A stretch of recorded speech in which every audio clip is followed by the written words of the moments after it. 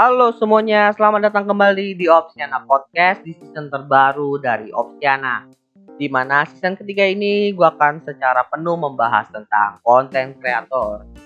Seperti yang pernah gue ceritakan di episode terakhir dari season 2, gue menjalani vakum untuk podcast selama 6 bulan dari awal Januari 2021 sampai rencananya sih sampai akhir tahun. Tapi ternyata gue nggak bisa sampai akhir tahun. Gue mulai menggebu-gebu kembali untuk melanjutkan podcast ini. Jadi gue memutuskan mungkin ketika gue upload podcast ini tuh sekitar bulan September atau Oktober. Terima kasih buat teman-teman yang sudah menunggu vakumnya Opsiana Podcast ini. Ya, mungkin di antara teman-teman merasa, wah, kayaknya season 3 ini ada yang berbeda nih. Ya, bener banget. Selain berbeda dari segi topiknya, di mana gue akan membahas tentang konten kreator secara penuh, gue juga merubah ya cara pembawaan gue yang mungkin bisa dibilang di season 1 dan 2 itu lebih ya nggak pengen gue bahas.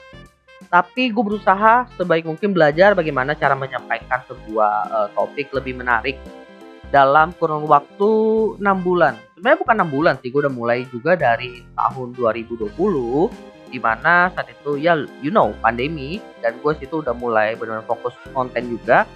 Tapi gue belum sempat untuk membawakan topik konten kreator di podcast ini.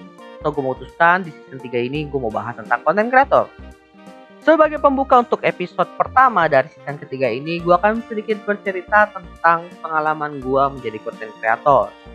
Dan ya, gue udah menjadi konten kreator itu bisa dibilang lumayan lama ya.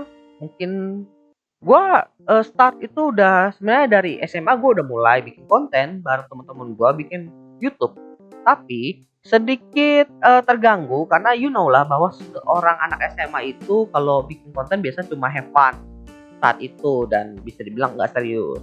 Lalu gue mencari cara gimana caranya gue pengen bikin konten, tapi gue mengalami kesulitan juga.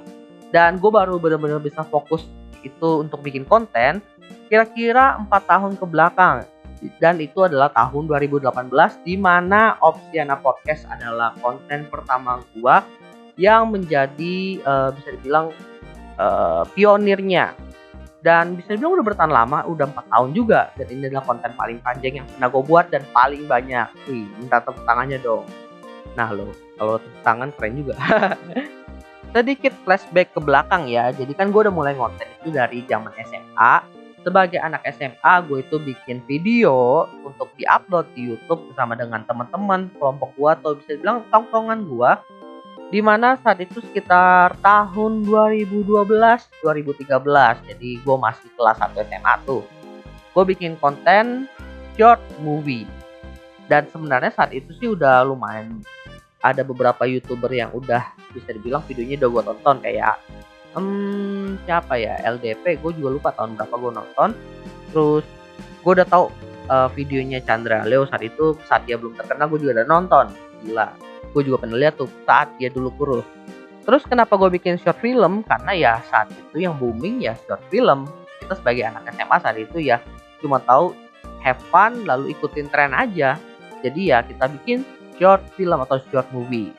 Dan ya film pendek pertama gue itu film pendek horor. Cuma ya lah bahwa di zaman SMA itu apa sih yang mereka tahu tentang film horor di tahun 2012-2013? Ya paling diculik setan, udah kayak gitu. Jadi intinya kalian bisa membayangkan lah film horor apa yang gue buat saat itu. Tapi tenang aja, di masa SMA gue itu gue bikin konten bukan cuma buat have fun semata, tapi ternyata juga membuahkan hasil. Jadi gue pernah ikut lomba bareng teman-teman gue dan yes, menang.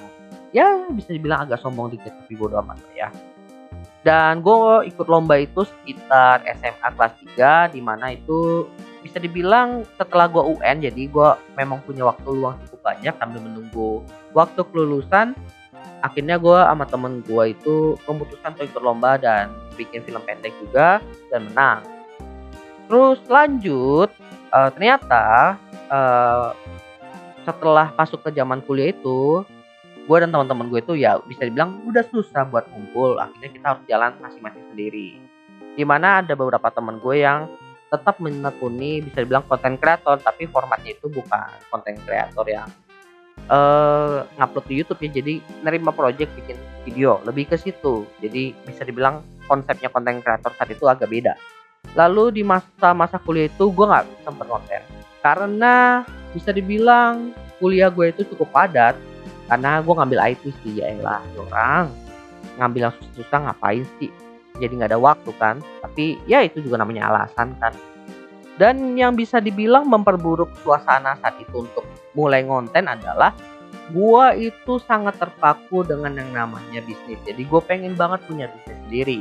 Dan hal itu terjadilah di semester 5. Nah, di semester 5 itu sekitar tahun 2017 atau 2018-an itu gue mulai start bisnis.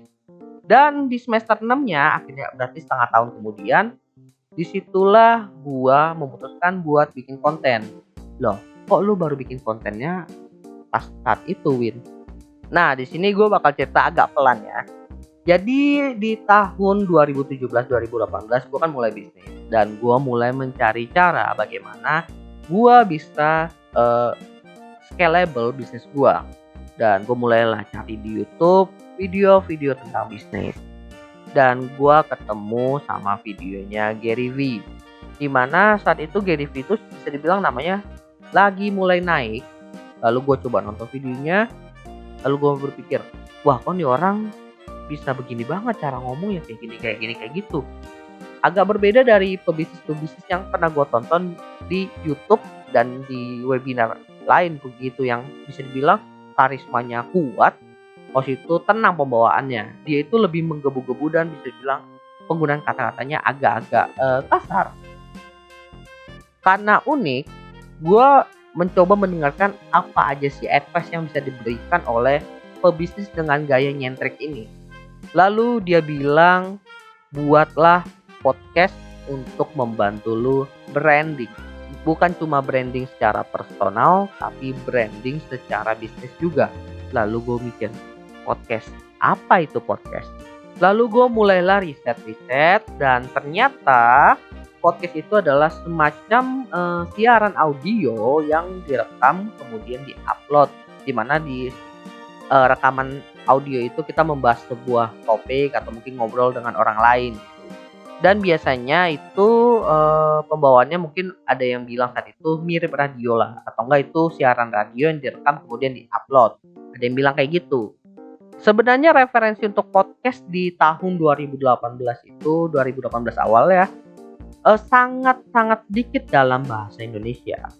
Dan gue inget banget dulu itu di 2018 yang bikin podcast dalam bahasa Indonesia itu sangat sedikit. Bisa dibilang yang benar-benar punya nama paling ya sekitar berapa ya, 3-5 orang. Yang gue ingat jelas saat itu podcastnya Bang Rane, Suarane, lalu podcastnya si Adriano Kalbi, sama podcast subjektif. Nah itu yang gue inget ya. Dan gue pas denger, wah keren juga nih mereka pembawaannya. Pokoknya ada gaya uniknya masing-masing gitu.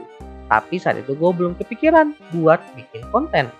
Ya maklum lah, karena saat itu gue masih harus pergi ke workshop, gue harus menjalani bisnis gue, dan gue harus bekerja di sana. Pokoknya masih self-employed banget lah. Jadi bisa dibilang kesibukan gue cukup padat saat itu. Dan gue mulai mendapatkan kesempatan itu di semester 6 dekat-dekat akhir, dimana gue lagi magang.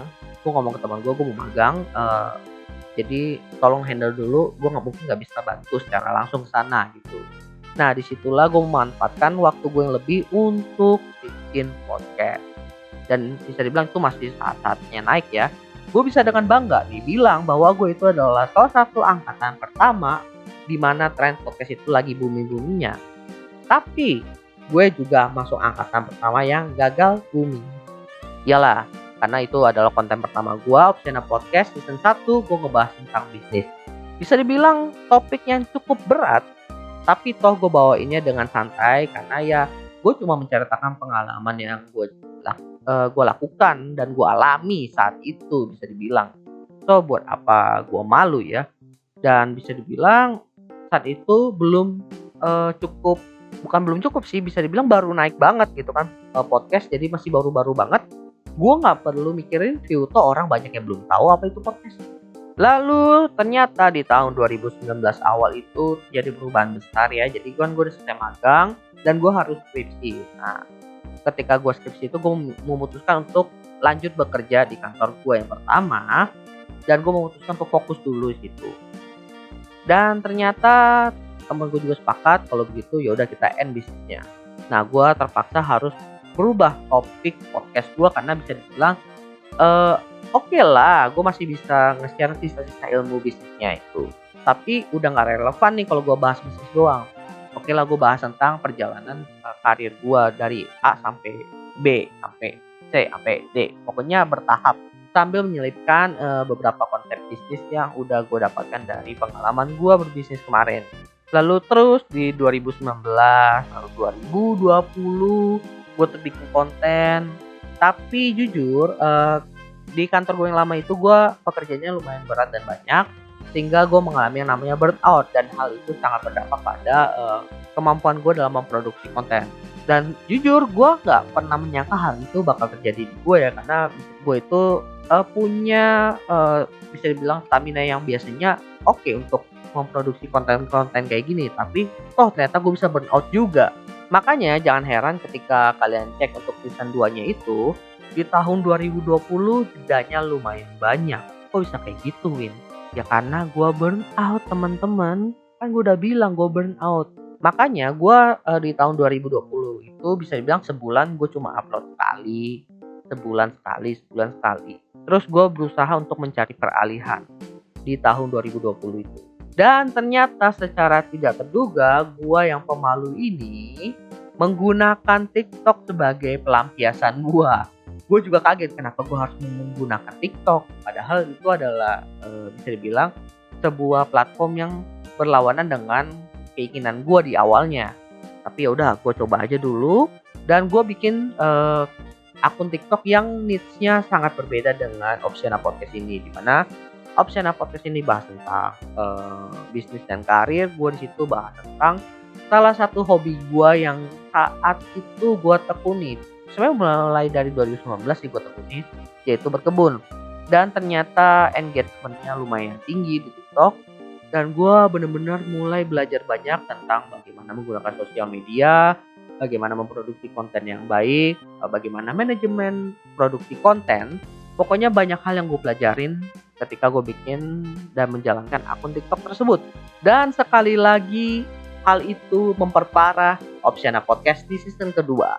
Ditambah juga karena gue mengalami, bukan gue doang sih, Indonesia dan seluruh dunia mengalami pandemi.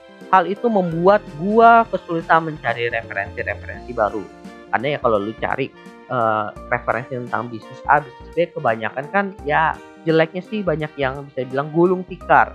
Sehingga kalau gue bahas sebagai studi kasus, ya apa penyebab bisnis A gulung tikar? Pandemi. Penyebab bisnis B gulung tikar? Pandemi. Udah kayak gitu-gitu aja. Jadi menurut gue ya agak sulit mencari referensi, sehingga gue bisa dibilang memantau dulu nih apakah pandemi ini akan terus berlanjut. Dan ternyata di awal tahun 2021 pandemi masih berlanjut. Ya udah deh, gue memutuskan untuk vakum dulu, buat tekunin konten kreator di tempat yang lain. Dan ya gue mencari ilmu-ilmu lain lah yang bisa gue bahas mungkin nanti untuk season 3-nya. Sebenarnya untuk season 3 ini gue awalnya nggak ada rencana untuk bikin yang konten kreator gitu ya. Tapi sembari berjalannya waktu, kenapa gue nggak bahas ini aja? Ini kan udah gue tekunin lumayan lama gitu. So why not? Oke, ya buat teman-teman yang udah mendengarkan curhatan gue untuk episode 1 ini, terima kasih. Jadi di season 3 ini gue akan membawakan banyak hal tentang konten kreator. Dan mungkin buat teman-teman yang ingin mendengarkan season 1, season 2, mungkin kalian akan sedikit merasa pembawaannya sangat jauh berbeda dengan season 3 ini. Karena ya memang season 3 ini gue juga terinfluence dari bisa dibilang konten kreator dari platform-platform yang lain yang gue tekunin juga. Jadi terima aja. Kalau ditanya prospeknya gimana menjadi konten kreator, gue cuma bisa bilang bagus. Bagusnya gimana ya kita simpan dulu untuk di episode lainnya aja. Terima kasih buat teman-teman yang sudah mendengarkan. See you next time di episode selanjutnya.